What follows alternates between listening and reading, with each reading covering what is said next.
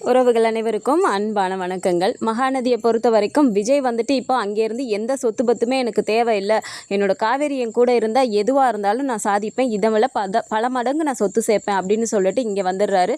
So இங்கே வந்து எல்லாமே செட்டில் ஆகி ஒரு ஹாப்பியாக அந்த ஒன் டேங்கிறது போயிடுச்சு. ஸோ அன்னைக்கு நைட்டு ஸ்டே பண்ணுறதுக்கு வந்துட்டு கங்காவோட ரூமில் போயிட்டு அவங்க தங்க சொல்கிறாங்க. அப்போவுமே கங்காவுக்கு வந்துட்டு ஒரு மாதிரி ஃபீல் ஆகுது.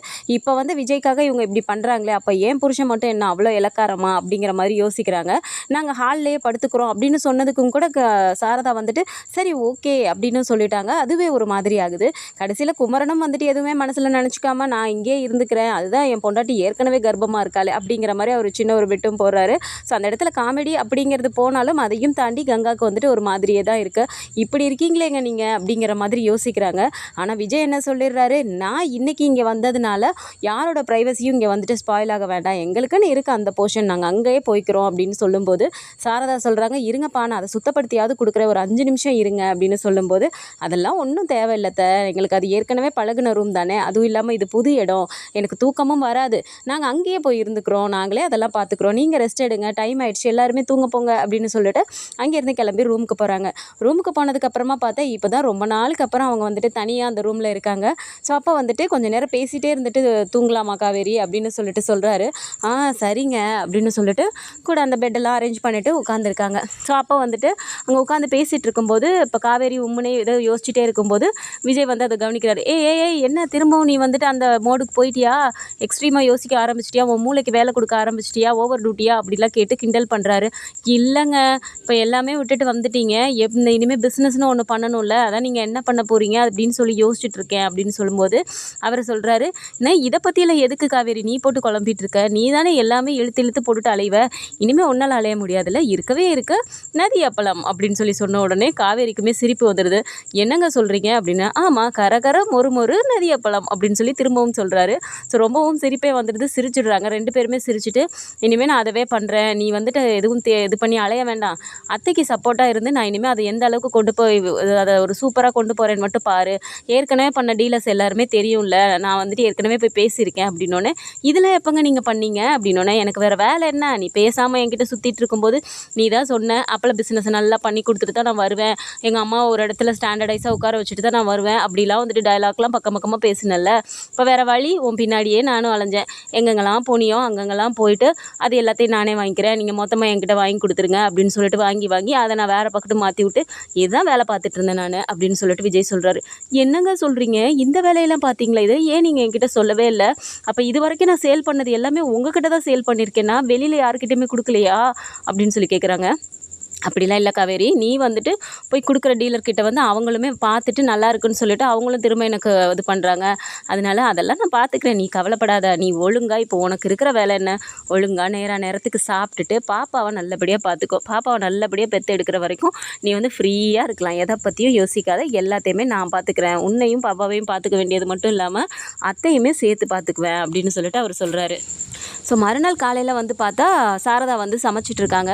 டைம் ஆகிடுச்சு, என்னடி இன்னும் அவளை காணோம் அப்படின்னு சொல்லிட்டு கங்கா கிட்ட சொல்லிட்டு ஒரு நிமிஷம் நீ இந்த சாம்பாரை பார்த்துக்கோ, நான் போய் அவங்க போய் பார்த்துட்டு வரேன்னு சொல்லிட்டு வந்து கதவை தட்டுறாங்க. அப்போ தான் காவேரி முழிச்சிட்டு ஐயோ கதவை தட்டுறாங்களே, இவ்வளோ நேரம் ஆயிடுச்சா, ரொம்ப நேரம் தூங்கிட்டோமா அப்படிங்கிற மாதிரி எழுந்து வராங்க. ஸோ வெளியில் வந்ததுக்கப்புறமா அவங்க ரெஃப்ரெஷ் ஆகிட்டு எல்லாமே உட்காந்து பேசிகிட்டு இருக்கும்போது காவேரி சொல்கிறாங்க, அம்மா இந்த மாதிரி அப்பள பிஸ்னஸாக அவரே பார்த்துக்கிறேன்னு சொல்கிறாருமா, எல்லாமே அவரே பண்ணுறேன்னு சொல்கிறாரு அப்படின்னு சொல்லும்போது அந்த இடத்துலையும் வந்துட்டு கங்கா யோசிக்கிறாங்க. ஏன்னா ஒவ்வொரு அந்த டீலர்ஷிப் ஆர்டர் வரதெல்லாம் இருக்கட்டும் எல்லாமே வந்துட்டு குமரனும் இடையில பார்த்துக்குவார், இப்போ மொத்தமும் விஜய் கைக்கே போக போகுதே அப்படிங்கிற மாதிரியும் அவங்க அந்த இடத்துல யோசிக்கிறாங்க. ஸோ இப்போ இந்த இடத்துல வந்துட்டு ஏன் புருஷனா ஓம் புருஷனா அப்படிங்கிற மாதிரியும், ஓம் புருஷன் வந்ததுனால ஏன் புருஷனுக்கு மரியாதை இல்லாமல் போகுதே அப்படிங்கிற மாதிரி ஒரு ஈகோவும் இப்போ வந்துட்டு அக்கா தங்கச்சிங்களான இந்த கங்காவுக்கும் காவேரிக்கும் இடையில வரப்போகுது. பட் காவேரி அந்த மாதிரி யோசிக்கல அப்படின்னாலுமே கங்காவுக்கு வந்துட்டு ஒரு மாதிரி ஃபீல் ஆகுது. ஸோ அந்த டைமில் வந்துட்டு தாத்தா வந்து கால் பண்ணுறாரு, நம்ம காவேரி கிட்ட பேசலாம் அப்படின்னு சொல்லிட்டு பேசிட்டு, மா என்னம்மா எப்படிமா இருக்க, விஜய் எப்படிமா இருக்கான், சாரிம்மா எனக்கு எதுவுமே தெரியாதுமா, ரொம்ப சந்தோஷமா, நீ குழந்தை உண்டாக இருக்க விஷயத்த வந்துட்டு ஏற்கனவே சொல்லியிருந்தா இவ்வளோ பிரச்சனையும் வந்திருக்காதுமா அப்படின்லாம் எல்லாமே பேசுகிறாரு. பரவாயில்ல விடுங்க தாத்தா, எல்லா பிரச்சனையும் முடிஞ்சோடனே எல்லாருக்கிட்டையும் வந்துட்டு குழந்தைய பற்றி சொல்லும்போது அந்த மொமெண்ட் வந்துட்டு ஹாப்பியாக இருக்கணும் அப்படின்னு தான் தாத்தா நாங்கள் 2 பேருமே நினச்சோம், ஆனால் அதுக்குள்ளார என்னென்னமோ ஆகிப்போச்சு, சரி பரவாயில்ல விடுங்க தாத்தா, நீங்கள் எப்படி இருக்கீங்க அப்படிங்கிற மாதிரி பேசுகிறாங்க. இப்போ என்னம்மா பண்ணிட்டுருக்கான் விஜய் அப்படின்னு சொல்லி கேட்கும்போது, இல்லை தாத்தா அந்த மாதிரி அப்பள பிஸ்னஸ் தான் பண்ணலான்ட்டு இருக்காரு, நைட்டு தான் பேசிகிட்டு இருந்தோம் அப்படின்னு சொன்னேன், அப்படியாம்மான்னு சொல்லிட்டு பேசிட்டு வச்சிடுறாரு. அதுக்கப்புறமா பார்த்தா கொஞ்சம் நேரம் கழிச்சு தாத்தா வந்துட்டு அவங்க போர்ஷனுக்கே வராரு. பார்த்தோன்னே விஜய்க்குமே ஷாக் ஆயிடுது. போய் கட்டி பிடிச்சிக்கிறாரு. தாத்தா வாங்க தாத்தா அப்படின்னு சொன்னோன்னே தாத்தா அழுகிறாரு. எதுக்கு தாத்தா அழுகுறீங்க? அதெல்லாம் ஒன்றும் இல்லை விடுங்க. நான் சொத்து தானே வேணான்னு சொல்லிட்டு வந்தேன். உங்களை நான் வேணான்னு சொல்லிட்டு வந்தேன். நான் எதுக்கு அழுகுறீங்க அப்படிங்கிற மாதிரி அவர் இது பண்ணுறாரு. ஸோ பேசிகிட்டு இருக்கும்போதே என்ன சொல்கிறாருன்னா, தாத்தா விஜய் நான் ஒன்று சொல்லுவேன், தப்பாக எடுத்துக்காதப்பா, கோச்சிக்காதப்பா அப்படின்னு. என்ன தாத்தா சொல்லுங்கள் அப்படின்னோடனே அவர் வந்துட்டு கேஷ் வந்துட்டு கொஞ்சம் நிறையா எடுத்துகிட்டு வந்துட்டு, இந்தாப்பா இதை வச்சு பிஸ்னஸை பாருப்பா, நல்லா டெவலப் பண்ணி கொண்டு வாப்பா, அங்கே தான் நீ எதையுமே பார்க்க மாட்டேன்னு சொல்லிட்ட, நீ பண்ணுறதையாவது நீ நல்லா வளர்ந்து வரணும்ல அப்படின்னு சொல்லி கொடுக்குறாரு. ஸோ இதை பார்த்தோன்னே சாரதாக்கு வந்துட்டு ரொம்பவும் ஷாக் ஆயிடுது. ஐயோ எங்கடா மாப்பிள்ளை வாங்கிடுவாரோ அப்படிங்கிற மாதிரி பார்க்குறாங்க. உடனே தாத்தா கிட்ட விஜய் என்ன சொல்கிறாரு, தாத்தா நான் எதுவுமே வேணான்னு சொல்லிட்டு தான் வந்தேன். இதுவுமே வந்துட்டு இந்த அப்பள பிஸ்னஸ் அப்படிங்கிறது காவேரி கஷ்டப்படக்கூடாது அப்படிங்கிறதுக்காக தான், அவளுக்காக நான் எடுத்து செய்யணும்னு சொல்லிட்டு இதை நான் செய்ய போகிறேன் தாத்தா. மற்றபடி எனக்கு பணம்லாம் வேணாம், தயவு செஞ்சு கோச்சிக்காமல் எடுத்துகிட்டு போயிருங்க தாத்தா, எனக்கு வேண்டாம் அப்படின்னு சொல்லிடுறாரு. எப்படின்னாப்பா வீட்டுக்கே வரமாட்டியாப்பா அப்படின்னோடனே, ஏன் தாத்தா உங்களை நான் பார்ப்பேன் வருவேன் அதெல்லாம் எல்லாம் பண்ணுவேன், ஆனால் எனக்கு அந்த சொத்து மட்டும் எனக்கு வேண்டாம் தாத்தா அப்படிங்கிற மாதிரி அவர் சொல்லிடுறாரு. ஸோ சாரதா கிட்டேயும் போய் அவங்க தாத்தாவும் மன்னிப்பு கேட்குறாரு. அவங்க செஞ்சதுக்காக என்னை மன்னிச்சிருமா அப்படின்னோடனே, ஐயோ என்னங்க நீங்கள் பெரியவங்க, பெரிய வார்த்தையெல்லாம் பேசாதீங்க, அதெல்லாம் எதுவுமே இல்லை விடுங்க அப்படிங்கிற மாதிரி அவங்களும் பேசுகிறாங்க. ஸோ இந்த மாதிரியான அப்கமிங் எபிசோட்ஸ் தான் வரப்போகுது. ஸோ அப்பள பிஸ்னஸ் இல்லாமல் வேறு ஏதாவது விஜய் பண்ண போகிறாரு அப்படின்னு சொல்லிட்டு நீங்கள் ஏதாவது நினச்சிங்க அப்படின்னாலும் மறக்காமல் கமெண்ட்டில் சொல்லுங்கள்.